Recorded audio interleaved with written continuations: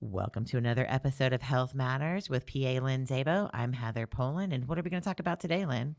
Well, we had to postpone our interview of Madison McGregor, who's our telehealth physical therapist. Okay.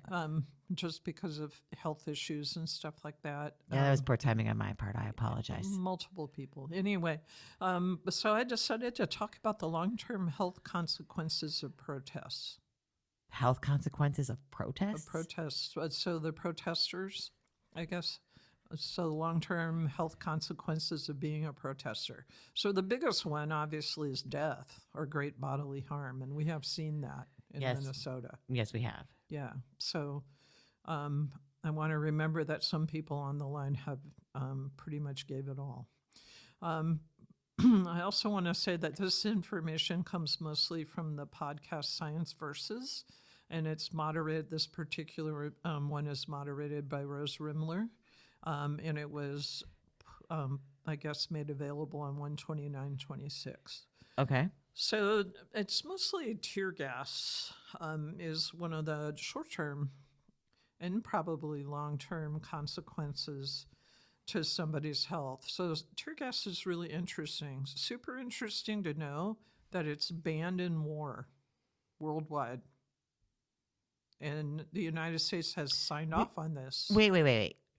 I thought tear gas was safe. That's why we used it for crowd control and disbursements. And that's not war. So we use it internally in the United States, but we have signed documents that say that we are not going to use it during war. So we've acknowledged this as a chemical weapon kind of a thing that can't be used during war, but we use it on our own citizens. But we can use it on our own people internally. That's insane. It is insane.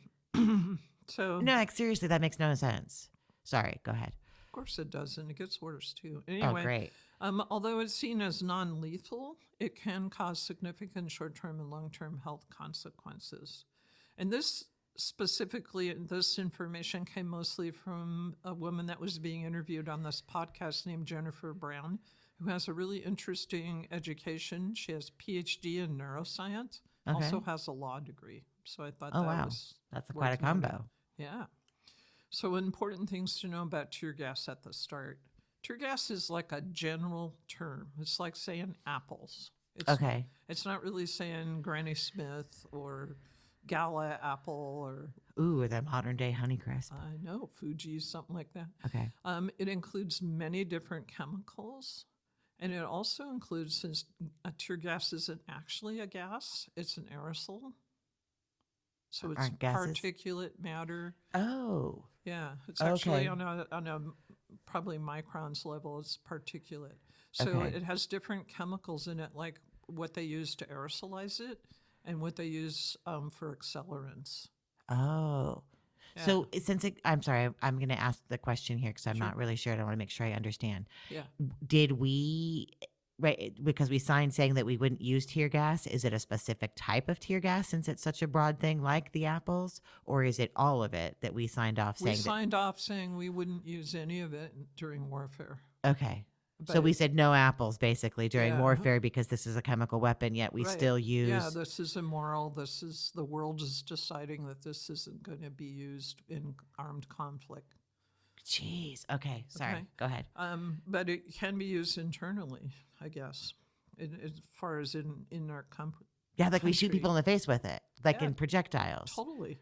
So it's more like an amped up aerosol, and it's largely unknown what the complete chemicals that are in it. So there's a lot of mystery about it. Because there's a whole lot of different formulations. And when you're in the middle of getting sprayed with it, they have a lot of different formulations that they use in crowd control.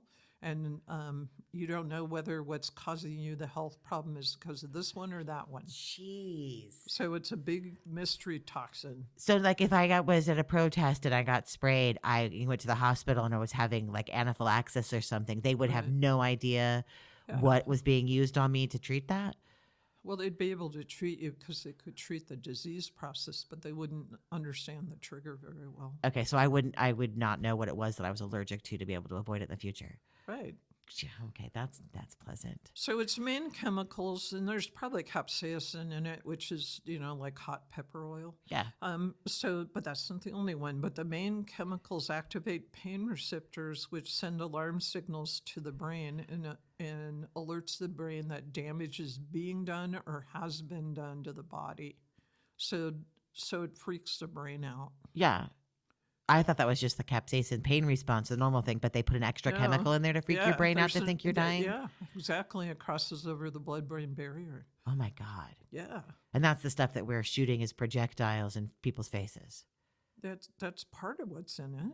I mean, it gets worse. Uh, So it is intentionally made, some of these chemicals are intentionally made to stick to the proteins on the body surface, so on skin, and especially in the eyes and the respiratory tract. So remember, the respiratory tract starts at your lips. Oh my Okay. God. So that you can't wash it off. So that, It's almost impossible to wash off. oh my It's God. chemically this bonded would with your explain why tissues. it's banned in warfare. Right. Oh my God. So initial reactors are pain in the eyes and difficulty breathing. That kind of makes sense. It stings, it burns, and it feels like a gritty acid. So it has a textural component to it. I know, isn't that evil? This is, yeah. This is evil. Right. You have to think, though, this is what we use to disperse any crowd. So so like fourth graders that are out there protesting and we want to send them home and we are going to spraying babies in the face with it. Right. So if you, oh my God. Right. And it can be transferred from one body surface to the other. So if you get it in your face and you got it on your hands, if you try and rub your eyes with your fingers, which we would all immediately do, Yeah. you are moving more chemicals to the eyes and you're moving kind of a grit component around the surface of the eyes. Is that like scratching up your cornea? I mean, like, because I'm thinking of like grit in your eyes, you don't rub your eyes. Superficial corneal damage like that is blindness causing. Our cornea is the window that we look through when we're looking at the world. Okay. And if you put scratches on that window and they don't heal perfectly, especially if you're in the central part of that window, that affects the way you can see. Oh my, like I'm thinking of all of because I'm a news junkie, right? I'm a nerd. Right. Everybody knows I'm a news nerd. Right. All of the things that I have seen with the protests at schools, like junior highs, they use tear gas to disperse them, even though they're not doing anything wrong. Right. Like we opened the eyes of the protesters at Humboldt State, and not me personally, but they put the tear gas directly on their eyeballs with Q-tips. Yeah, I remember that. Oh my God. And it's intentionally bioengineered to cause pain, to stick to your skin. And to cause long-term damage to a significant part of our body. Oh my God. A sensitive part of our body. Like the respiratory system and our vision. Right. I had no idea. There is nothing but evil in this. I don't like this podcast, Lynn. Yeah. Oh my God. Sorry. It's not your fault. This is not information that I knew. It's just horrible. I thought this was safe crowd control. Like the whole of I'm going to cry. I genuinely believe this was safe crowd control that just caused 20 minutes to 45 minutes of discomfort. There's also a little bit of a difference between the way it's being used right now, if I can observe. I've seen tear gas kind of tossed near a crowd. And what I'm seeing is it being put directly into somebody's face. Yeah. Targeting the eyes and the nose and the mouth, and then also spraying it when the person they're spraying it at is in a closed environment, like on the inside of a car. Yeah. So that actually can cause respiratory distress and then also people to stop breathing. That's why they had to do CPR on a kid. Oh my God. That kid was sprayed in a contained area. And we've engineered it specifically to stick. And we're shooting projectiles into people's chest and into their faces so it explodes. Although we've got grenades now. I don't know if this is true or not, but I saw one protest group I think they were in Portland, bring lawn blowers, and they shot the cannon the canisters back into the people who threw them. Well, that's good thinking. Well, That's they brilliance. they put it into that one guy because he was wearing the frog suit. They let the canisters go in. The police let it go into the frog suit. So in an enclosed contained space, environment, something that was meant to cover a blocks to disperse people was put into a Right. contained environment. But that's just nothing but evil. That's disgusting. It's even beyond stupid. Where's the humanity in that? It's awful. There's completely loss of. Oh my God. So the long-term effects of exposure to tear gas, there's ongoing, as you would kind of expect, ongoing respiratory and neurologic problems. And I thought about this, trying to figure out what it could probably be. And I would say that it's kind of because of chemical burns on the distant part of the nervous system. And they would actually kill those neurons. And then since they're small and delicate and superficial, but they also, when they're not functioning right, they cause pain, like on places like fingertips and stuff. So that kind of causes a peripheral neuropathy. And if anybody's diabetic and has a peripheral neuropathy, it can cause pain at your fingertips and your feet, and then also can cause problems so that you don't really know where your feet are, so gait problems, or your hands don't really, you lose that prehensile, that pickup with your index finger. So you're causing neurological problems to people. Because you can't, of some pretty significant systems. Oh my God. Yeah. And right, this isn't even just a political spectrum thing, right? Because they used tear gas and it wasn't an insurrection. They used tear gas on Republicans on January 6th. So this is our government being able to inflict chemical warfare on us if they don't like what we're doing, because we have a right to gather and protest our government, whether you're Republican or Democrat, you're Green Party or you're no party, you have the right to do so. Right. So any small community can just decide randomly, like they don't like this high school won the football game, and so they're going to gas this side of the stadium because it's the South and that's football's religion. Right, but it not only incapacitates somebody early on, but chronically. So we're going to cause long-term damage. Yeah. So that maybe they don't go to protests anymore because they can't run because they don't know where their feet are. Right, but it's not even just protests. It's literally you can go. What if we lived in the South and football was king? We could literally decide that. What if Eureka came here and we don't like them and they beat us at homecoming game, and so we throw tear gas inside of their bus on the way home? Then we're not good humans. Right, clearly. And nobody who uses tear gas is a good human. This is disgusting. It is disgusting. Sorry, I had no idea. It also damages the fragile lung structures where the actual gas exchange happens in the lungs. Oh my God, we might need to re-record this. Holy jeez. Yeah, it's awful. So the one thing I thought was interesting is that part of the initial body's response to being damaged like this is a large inflammatory response, which has kind of global body repercussions. And specifically, do you mean like global, like it responds everybody the same way, or just globally, like your body? Globally in your whole body. Okay. And specifically in the GI tract, because the GI tract now is considered part of the immune system. So if the immune system is leading the inflammatory charge, then you start to have problems with your intestines. And I guess this would be like abdominal pain, malabsorption, and if you have malabsorption, you also have diarrhea. I don't know if nausea and vomiting would be part of it so much, but it's easy. The cells that are on the inside of our gastrointestinal system have a high turnover. And it's easy. We know this, like if we bite the inside of our cheek and it heals in like 2 days. Okay? So if you're causing damage to the cells on the inside of your intestine, and you also have ongoing damage from an inflammatory response, then that drags it out.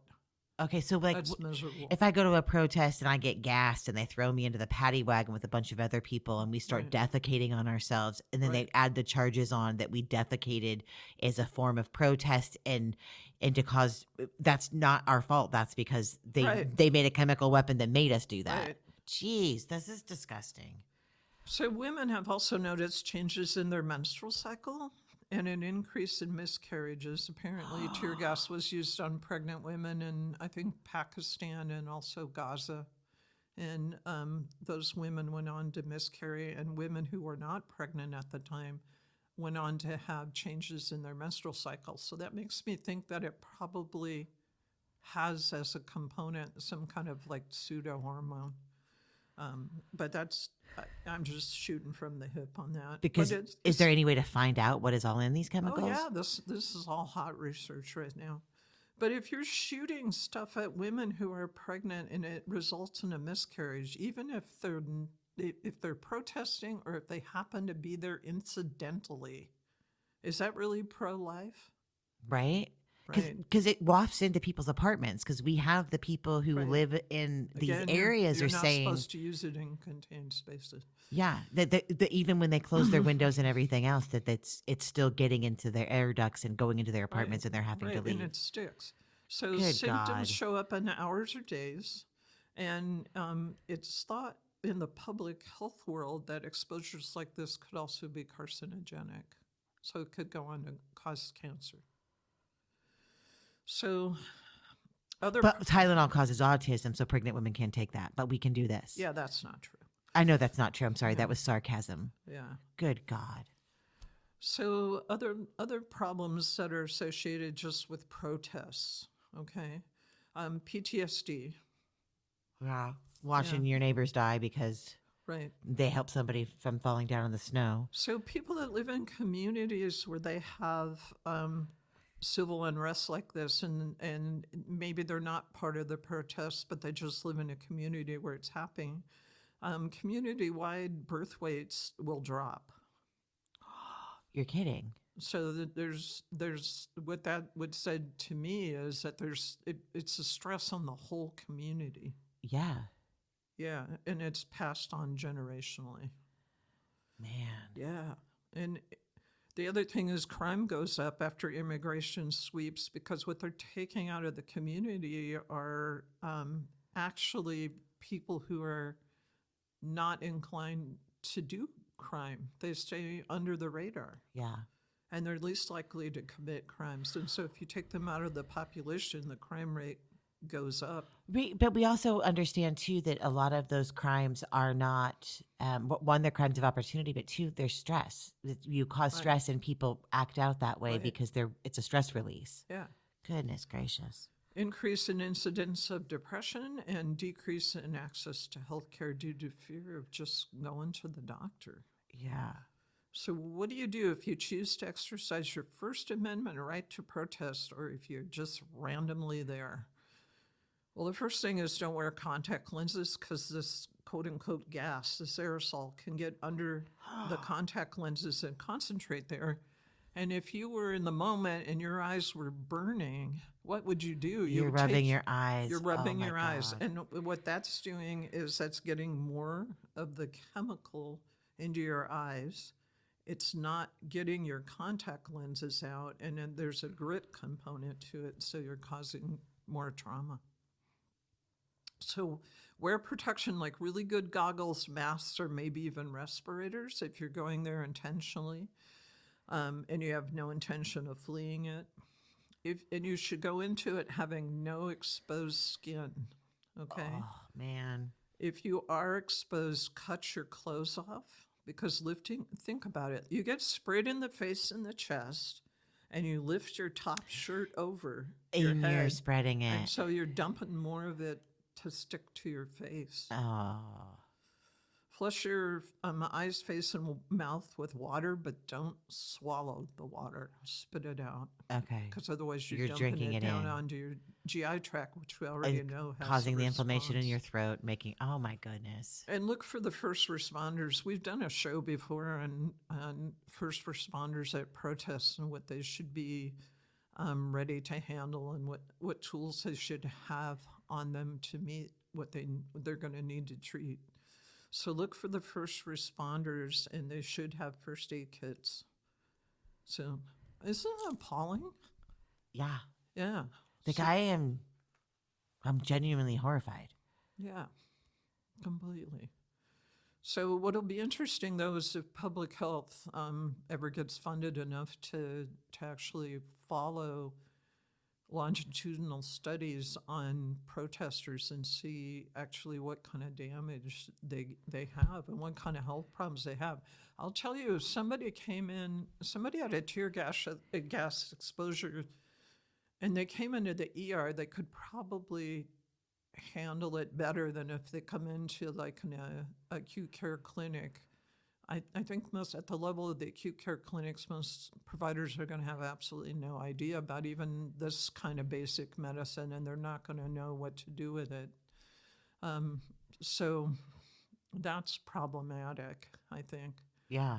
And, they're going to, first thing they'll ask you is, well, what was in the tear gas? And then, like, how are you supposed to know? Apparently, they don't make that public. If there's multiple canisters around you and there's multiple different kinds of gases, how do you know what's really affecting you at that moment? Yeah.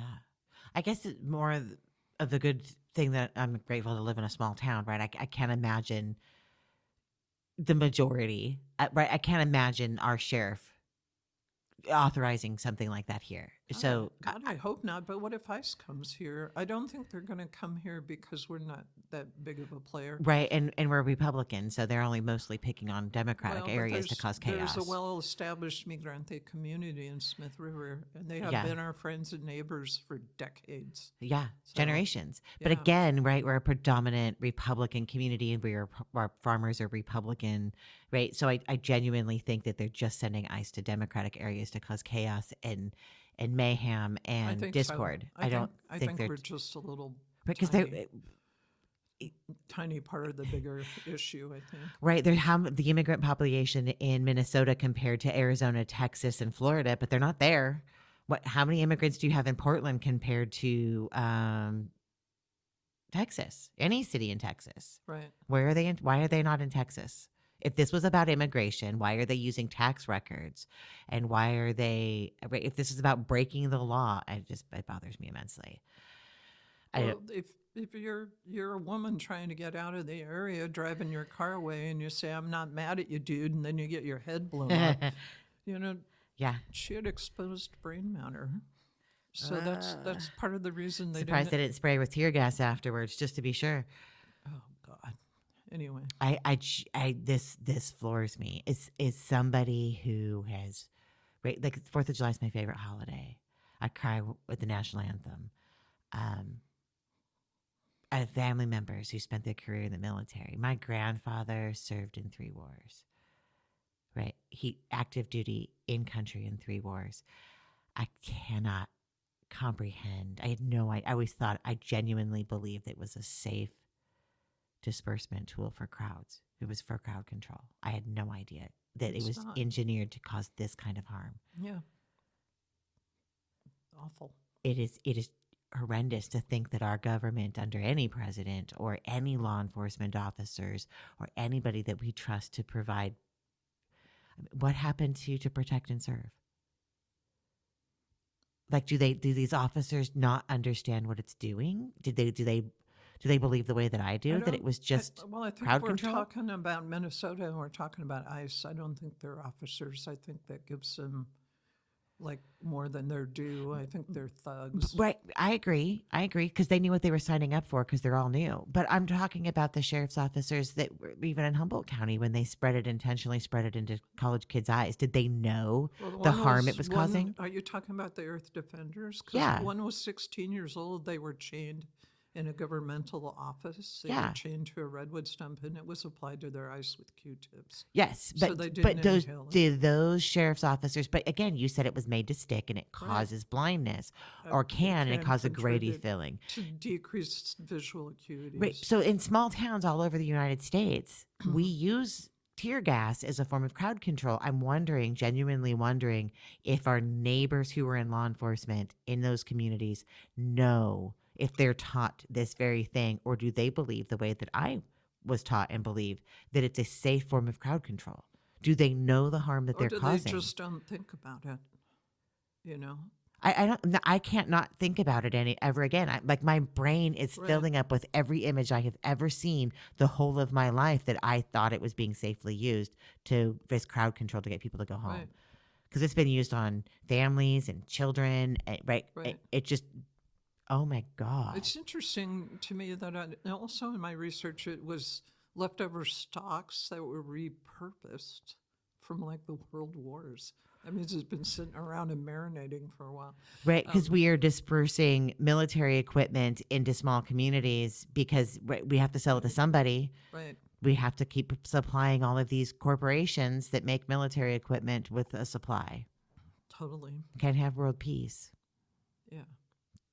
We can't just be kind to each other. But it's not even being kind. That's intentionally being brutal under the guise of that this is a safe manner to get people to go home so nobody gets hurt. Right. It's awful. It's horrendous. And our government, but new. I can't even, like my brain cannot process that the cruelty involved there. Right. Because that's government sanctioned. That's not a dumbass officer that is, right? Because that's what we are told over and over and over again. That was one bad apple, that all of the people aren't this way. Oh, but no, it's all of them. Of the above. This is systemic. They're intentionally no. This is systemic. And I actually think they're going to be looking at the research because you can use research results for good or for evil. Right, but even other countries, and we're just going to not get it in the United States because God forbid we have information. Right. Before we run out of time, I want to put a little word out there for kind of a project that I'm interested in seeing at KFUG, and that is I'd like to have some hopefully grow toward broadcasting in Spanish and also in Hmong. Oh, nice. And you're the station manager, and I'm on the board. I think everybody knows that, but I wanted to put it out there that we are looking for people that would be interested in doing broadcasts in Spanish. Their content is up to them. It could be in Spanglish if they wanted, whatever it is that speaks to them in their own personal language. Absolutely. Or their culture, for both Spanish-speaking people and Hmong-speaking. So if there's anybody that has any interest, and I know this show plays outside of our county, so I'm talking to people inside our county, or maybe even people who could do it remotely. I think it would be a great thing to be able to play in our community and to recognize the diversity of people that we have here on the Northwest. Absolutely. Right. It's community radio, and so we need to have the community voices. Right. Everybody has a voice. So if you're kind of interested in that, feel free to give us a call. Contact Heather. She'll be more a meaningful contact than Absolutely. You can go to you can go to the Facebook page with KFUG and message us there, or you can go to the website, kfug.org, and follow the links there for the emails and contact us and let us know that you would like to do a show. I'll give you a call and we'll set that up. Yeah, and we'd actually like information on all levels, like play this band, this local band, or I don't know that I could commit to a show every week, but maybe once a month. So anybody that's fluent in those languages and can enrich our lives like that, we'd really like to hear from you. Absolutely. Yeah. Good going there, Lynn. Yeah. I appreciate that. Thank you. Yeah. Well, thank you for joining us today on this episode of Health Matters, and I apologize for having my mind blown there. I'm still in shock. I know. It's awful. It is awful. So again, give us a call if you would like to, or contact us through the website, or you can email me at heather.p.kfug@gmail.com, and we'll set you up with getting you your own show and training you how the equipment works. Thanks, Lynn. I'll see you next week. All righty. Bye-bye.